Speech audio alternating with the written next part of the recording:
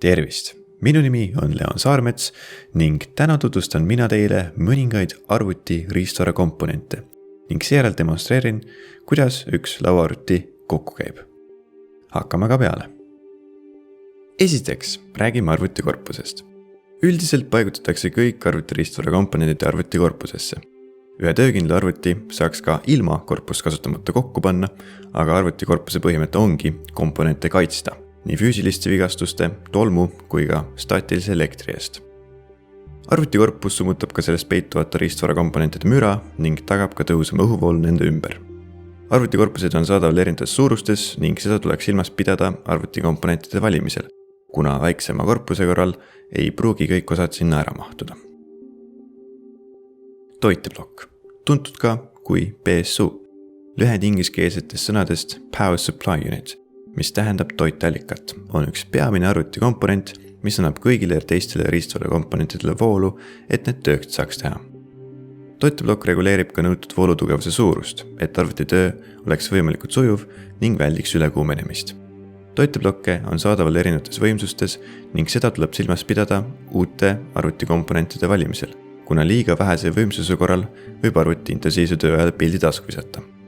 Antud juhul on näitena meie ees toiteblokk võimsusega 600 vatti.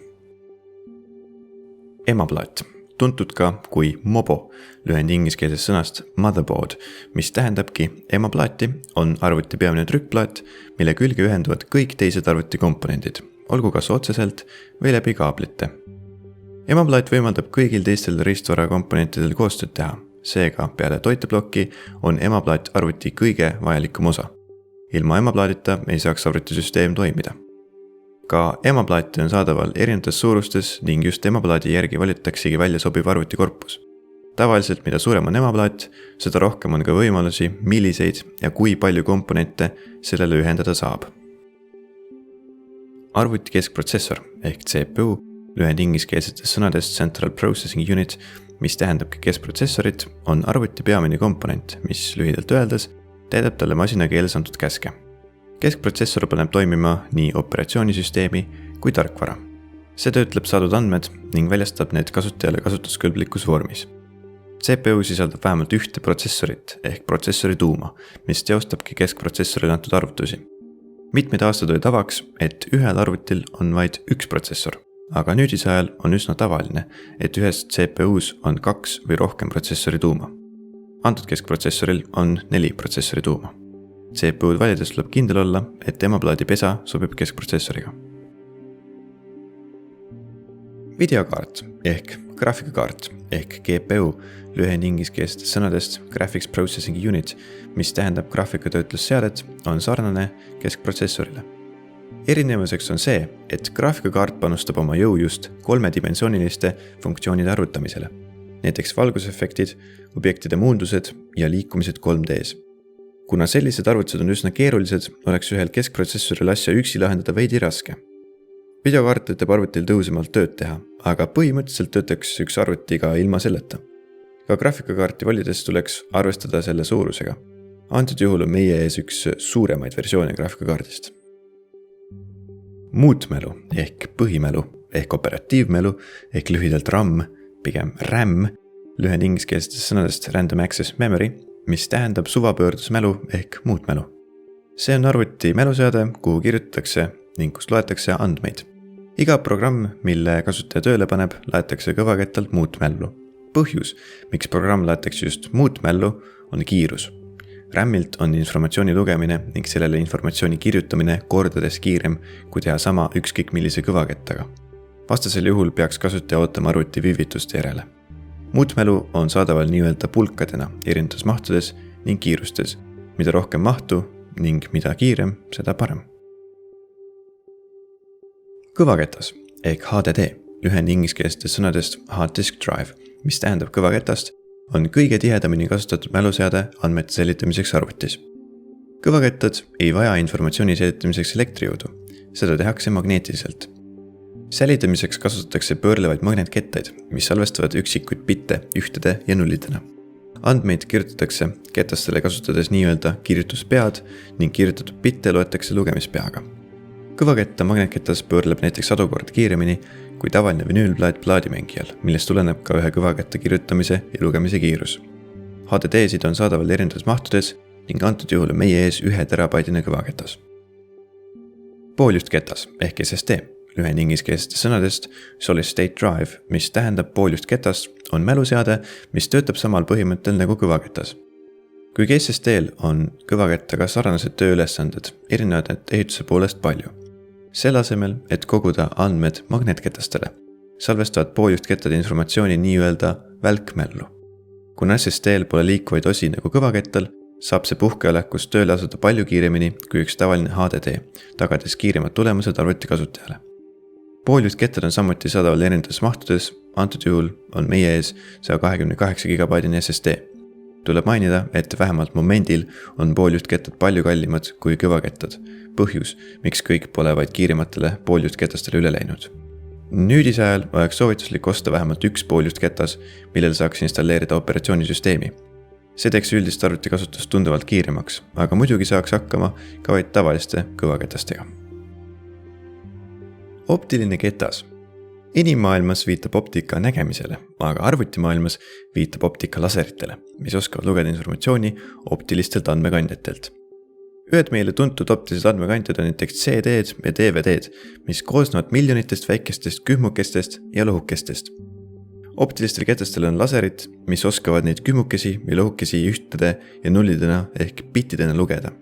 Nüüdise ajal saaks hakkama ka ilma optilise kettata, sest ka operatsioonisüsteem on võimalik läbi mälupulka installeerida, aga siiski oleks selle hankimine üsna soovituslik. Enne arvuti kokkupanemist või üldse enne ühegi arvutikomponendi katsumist tuleks arvestada staatilise elektriga. Ma usun, et me kõik teame, kuidas staatiline elekter välja näeb ning kuidas see tekib, sest kindlasti olete vähemalt kordelus mõnelt esemelt või teiselt inimeselt nii-öelda särtsu saanud. Aga kas staatilist elektrit tuleks nüüd nii väga karta? Tõesti, pole võimatu, et üks staatilise elektri laeng tekitab kasutavas arvutikomponendis ülevoolu ning rikub selle. Sellised juhtumid pole siiski väga sagedad, aga nagu öeldakse, pigem karta kui kahetseda. Staatilise elektri vältimiseks tuleks eemaldada igasugused villased riideesemed nagu minu kampsun siin. Sellise kampsuniga arvutikallal töötamine oleks üsna riskantne, kuna juba käisid kokku hõõrudes on tunda staatilist elektrit. Jalga võiks panna kummist tallaga jalanõud nagu plätud, aga lihtsaim ja kindlaim võimalus oleks töötada muidugi paljajalu. Kindlasti ei tohiks arvuti kokku panna vaibal ega mõnel muul kangal, kuna staatiline elekter tekib vaid hõõrdest. Selles kaadris näete põrandale asetatud graafikakaarti, aga selle all on spetsiaalne antistaatiline kilekott, mis peaks ära hoidma selle võimalikku kahjustumist. Kõige kindlam oleks arvuti komponeerida kõval, näiteks puidust pinnasel. Staatilise laengu kaotamiseks käest tuleks katsuda mõnda hästi elektrit juhtivat eset, milleks sobiksid näiteks erinevad maandatud metallist esemed. Elektroonikapoodides müüakse ka spetsiaalseid antistaatilise käepaelu, mis teeks teie sõrmed, muidugi staatilise elektri mõttes arvutikomponentidele ohutuks.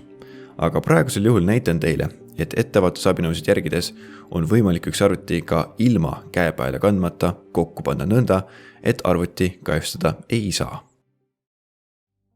Nõndaks, oleme valmis alustama arvuti komplekteerimist. Esiteks oleks mõttekas korpus keerata külili. Kõige esimesena paigaldame korpusesse emaplaadi. Kõik segavad objektid, nagu see korpusega kaasnev ventilaator, oleks mõistlik eemaldada, kuna need võivad emaplaadi paigaldamisel ette jääda. Enne emaplaadi installeerimist tuleks paigaldada emaplaadi tagapaneeli plaat, mis aitab kasutajal kõik antud pesad hõlpsamini ära tunda. Emaplaadi asetamisel korpusesse tuleb olla hoolikas. Mõistlik oleks vältida igasugust põrkumist korpusega. Emaplaadi tagapaneeli kaudu on lihtne aru saada, mis pidi emaplaat arvutisse käib. Emaplaati katsudes on ülitähtis, et kätes poleks staatilise elektrilaengut. Standardne ATX emaplaat kinnitub korpuse külge tavaliselt 8 kruviga. Tuletan meelde, et on olemas ka pisemaid variante emaplaatidest, aga nende kinnitamine korpuse külge peaks olema täpselt sama lihtne. Kruve ei tohiks liiga pingule kruvida, kuna see võib kahjustada emaplaadi kiipi. Tähtis on, et korpust püsti pannes emaplaat lihtsalt küljesti kukuks. Järgmisena oleks mõistlik installeerida arvuti keskprotsessor, aga oodake. Nüüd teeme pisikese kõrvalepõike. See on minu arvuti keskprotsessor. Aga kui te hoolikalt vaatate, siis näete sellel mingisugust halli ollust. See on termopasta. Sellel pastal on keskprotsessori jahutamise juures ülitähtis osa. See hõlbustab soojusülekannet soojust kiirgava pinna ehk antud juhul keskprotsessori ning soojust neelava pinna ehk ükskõik missuguse jahutusmooduli vahel. Karbist välja võttes on jahutusmooduritel tavaliselt juba tehases rakendatud termopastakiht alati olemas, aga tihti pole see niivõrd efektiivne kui pastat ise lisades. Aastatega termopasta kuivab ning seda tuleks tegelikult vahetada, eriti kui tegemist on võimsamate komponentidega ehk komponendid, mis tekitavad rohkem soojust. Aga praegusel juhul on see termopasta siin kõigest mõni kuu tagasi rakendatud. Miks ma siis seda vahetan? Asi on selles, kui te eemaldate jahuti ning termopasta ühendus katkeb, muudab pasta asendit ning komponendi tagasiasetusel võib jahutuse tase olla nõrgem. Termopastasse võivad olla tekkinud pisikesed õhutaskud või pasta on kohati paksemalt, kohati õhemalt. See põhjustabki halvema jahutuse. Üks kord jahutust eemaldada ning seda tagasi asetada pole veel hullu, aga peale teist korda oleks mõistlik juba kõik ära puhastada ning lisada uus kogus pastat, nagu plaanin teha ka mina selles videos. Termopastat ei ole raske eemaldada, selle jaoks ei ole vaja spetsiaalseid vahendeid. Pasta lahustamiseks oleks mõistlik kasutada kanget alkoholi, võimalusel piiritust. Etanool arustub kergesti, aga vesi jääks tilkadena komponendile ning tekitaks ohu seda kahjustada. Termopasta eemaldamiseks kasutaksin mina täiesti tavalisi kõrvatikke ning WC-paberit. Parem oleks, kui WC-paber oleks tugevam, selline, mis ei jätaks endast kiude maha. Kõrvatikk tuleks alkoholiga niisutada ning hakkamegi peale. Komponendi puhastamise protsess on iseenesest lihtne. Tähtis on vaid see, et komponenti saaks puhastamise käigus füüsilisest viga. Näiteks keskprotsessorit ei tohiks asetada põhjaga kõvale pinnale, kuna kiip võib peale surudes viga saada. Momendil on antud CPU all tükike vahtplasti, mis aitab vältida vigastusi. Ja nüüd saame edasi liikuda keskprotsessori paigaldamise juurde. CPU paigaldamisel tuleb olla ettevaatlik. Paigaldamise käigus ei ole soovituslik puudutada keskprotsessori alumist kiibiosa ega ka pealmist metallist osa. Pealmist osa just sellepärast, et sinna ei satuks rasu, mida inimese nahk eritab, kuna see võib segada jahutuse tööd. Keskprotsessor asetatakse emaplaadil protsessori pessa ning see fikseeritakse sinna klambri abil. Klambri peal on esialgu plastikust gaas, mis kaitseb CPU pesa. Klambri avades tuleb kindel olla, et keskprotsessori pessa ei satuks ei karvu ega puru, mis võiksid segada keskprotsessori ühenduvust emaplaadiga. Kui keskprotsessor võtta sõrmede vahele nii, et selle metallist osa jääb ülespoole, siis peaksite CPU ühes nurgas märkama pisikest kolmnurgakest, mis aitab aru saada, kumba pidi keskprotsessor pessa käib. Klambrilt leiate sarnase kolmnurgakese. Keskprotsessor tuleb oma kohale lihtsalt õrnalt kukutada. Seejärel tuleb klamber taas korralikult sulgeda ning eemaldada plastikgaas.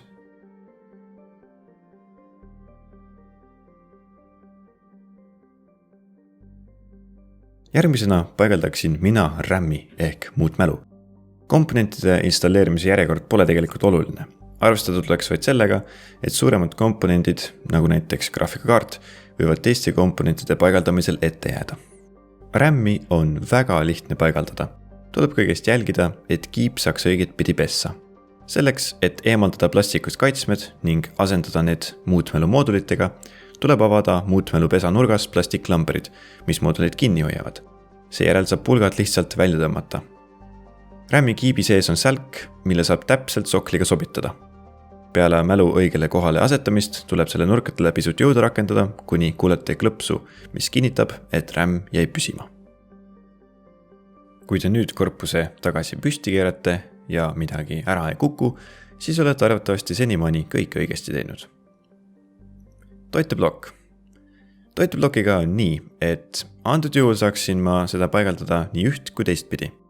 Antud korpus on ehitatud nii, et toiteblokk tuleks paigaldada ventilaator allapoole, kuna korpuse all toitebloki koha peal on kergesti eemaldatav filter.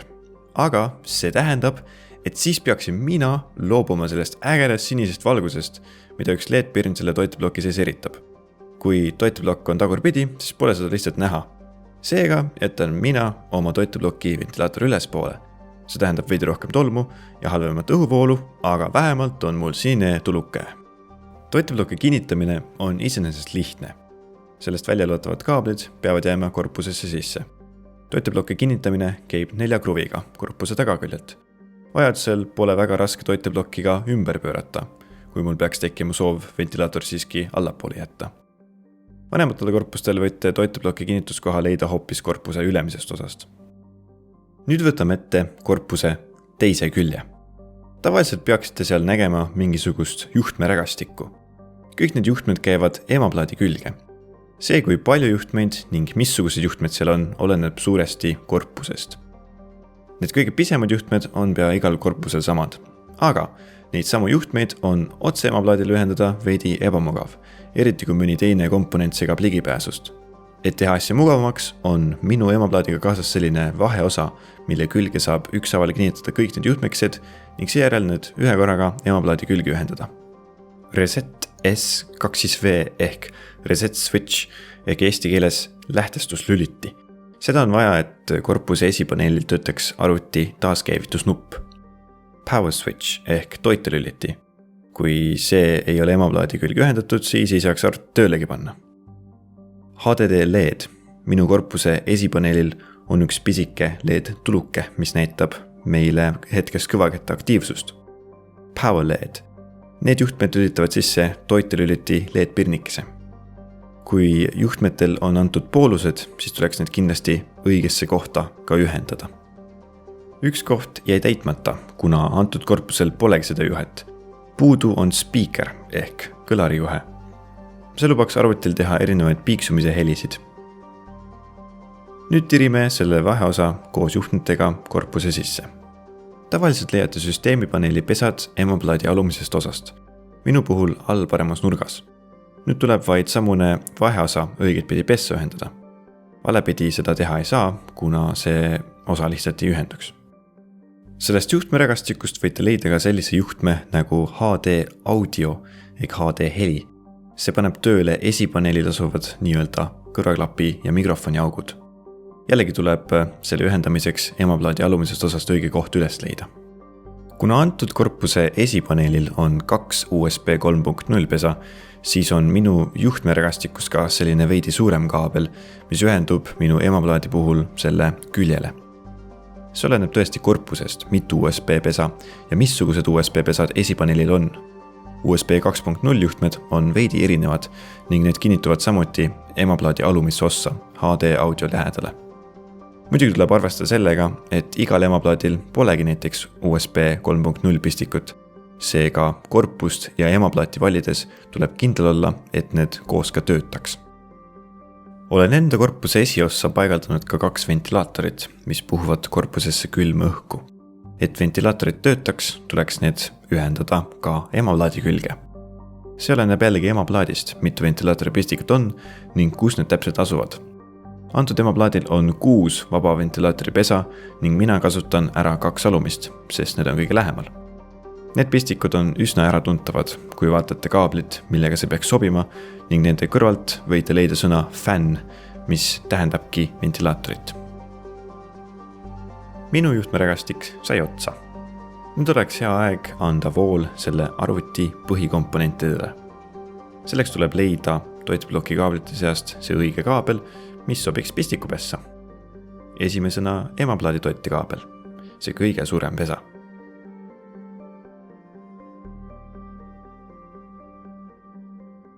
Ning teisena keskprotsessori toide, mille pesa leiate tavaliselt emaplaadi ülemisest vasakust nurgast. Edasi liigume mäluseadmete juurde. Nüüd tuleb leida moodus, kuidas ühendada kõvaketas ja pooljuhtketas korpuse külge. Minu korpusel on olemas sellised väga mugavad klambrid, mille külge kettad ühendada saab. Korpusel on nii-öelda riiulisüsteem, kus saab kettad kenasti säilitada, kartmata, et need sealt ära kukuvad. Kõvaketas käib lihtsalt klambri sisse, pooljuhtketas tuleb sellele kruvidega ühendada. Kui see on tehtud, saame lihtsalt kettad oma kohale libistada ning need fikseeruvad klõpsuga. Et kettad töötaks, tuleb neile anda voolu ning need ära ühendada ka emaplaadiga. Tuleb tõdeda, et mida rohkem kettaid teil on, seda suuremaks kasvab kaablite rägastik. Tihti on seda üsna raske kontrollida. Mainin ära, et mina hetkel sellega vaeva ei näe, et kõik see kaablite asetus kena välja näeks. minu põhimõte on see, et kõik töötaks. Tuleb muidugi jälgida, et kaablid ei segaks jahutuse tööd ehk päris ventilaatori ette ei oleks mõistlik juhtmerägastikku tekitada. Neid kaableid, millega info kõvaketlalt emoplaadile ja vastupidi edastub, kutsutakse SATA kaabliteks. Lühend ingliskeelsetest sõnadest Serial AT Attachment. SATA kaablitel on ka erinevad kiirused, nagu ka ketastel, mida mina siin täpsustama ei hakka. Aga arvestada tuleb sellega, et ka emoplaadil olevatel SATA pesadel on erinevad kiirused. Kui ühendate oma SSD näiteks aeglasemasse pessa või üleüldse aeglasema kaabliga, siis ei saagi SSD endast kunagi maksimumi anda. Nüüd tuleb optilise kettakord, mis ühendub täpselt samamoodi nagu üks kõva ketas. Antud korpus on väga mugav. Ketas kinnitub jällegi klambriga, kruve pole tarvis. Keskprotsessori jahutus. Keskprotsessor ei saa kunagi jääda ilma jahutuseta. CPU-d karbiga ostes on sellega tavaliselt alati kaasas ka lihtne jahuti. Aga see jahuti, mis keskprotsessoriga kaasa tuleb, ei ole tavaliselt nii hea. See teeb oma töö küll ära, aga võib-olla tsipa lärmakas. Ja sellepärast ongi minul siin asenduseks hoopis vesijahutus. Võin omast kogemusest öelda, et asi on seda väärt. Vesijahutus võtab küll rohkem ruumi, aga tagab ülihead tulemused ning on väga vaikne. Vesijahutust oleks muidugi mõistlikum osta vaid siis, kui tegemist on veidi võimsama keskprotsessoriga. Kui teie vesijahutust ei kasuta, siis ei pea te radiaatori kinnitamise pärast muretsema. Radiaatori ja korpuse vahele käib ventilaator, mis vesijahutusega kaasas on. Selle õhuvool tuleks suunata korpusest välja. Ventilaatori mõte on radiaatorisse kogunenud soojus sellest kiiremini välja juhtida. Radiaator kinnitub kruvidega ning need samad kruvid läbivad ka ventilaatori kruviaugud, seega 2 ühe hoobiga. Nüüd tuleb kinnitada jahutusmoodul keskprotsessorile, aga kui te olete eemaldanud termopasta, siis ärge kindlasti unustage seda uuesti ka rakendada. Keskprotsessori puhul on termopastat rakendada lihtne. Pastat tuleks komponendile lisada piisavas koguses, mitte liiga palju, mitte liiga vähe. Nii, et see laiali ajades täidaks terve kokku pärsitava ala. Kui jahutusmoodul on keskprotsessorile ära asetatud, siis peab seda surve all hoidma seni, kuni moodul on küllalt kinni kruvitud. Peale jahuti asetust poleks mõistlik seda enam uuesti üles tõsta, nagu sai ka termopastast rääkides mainitud. Viise, kuidas üks jahutusmoodul kinnitub, on erinevaid. Praegusel juhul pean mina selle 4 nurgast kinni kruvima. Et termopasta jahuti ja CPU vahel võimalikult võrdselt laiali valguks, tuleks jahutit hoida kogu aeg piisav surve all, nagu sai juba öeldud. Aga seda tuleb tähele panna ka kruvides. Ühte kruvi ei tohiks kohe lõpuni kerida. Hea, kui kõikidel nurkadel oleks püsivalt umbes sarnane pinge. Seejärel vajab voolu nii jahuti kui ka ventilaator, mis sai radiaatori taha asetatud. Saame hõivata 2 ventilaatori pistikut emoplaadi ülaosas. Viimasena paigaldame graafikakaardi. Antud juhul on mul mitu võimalust, kuhu videokaart ühendada. Mina valin kõige ülemise pesa. Seda pesa kutsutakse PCI Express pesaks, sest usun, et seal saab graafikakaart parema jahutuse kui näiteks allpool. Videokaarti on väga lihtne emoplaadi külge ühendada. Oleneb jällegi korpusest, aga praegusel juhul tuleb lahti kruvida 2 kruvi, mis esialgselt hoiavad paigal 2 metallist plaati, mis on minu korpusel tegelikult varemalt juba eemaldatud. Asetada graafikakaart pessa, õrnalt suruda, kuni kuulete klõpsu ning kruvidel tagasi keerata, mis fikseerivad videokaardi nõnda, et see raskusest alla ei vaju. Ärge unustage graafikakaardile ka toidet anda ning ongi kõik. Nüüd saaks selle arvuti käivitada ning see peaks töötama laitmatult. Selleks läheb muidugi vaja ühendada toite ühe toiteplokiga, see muidugi elektripistikusse panna, soovituslik oleks arvuti külge ühendada ka monitor, klaviatuur ning hiir, aga tõsi on, et see arvuti on tööks valmis.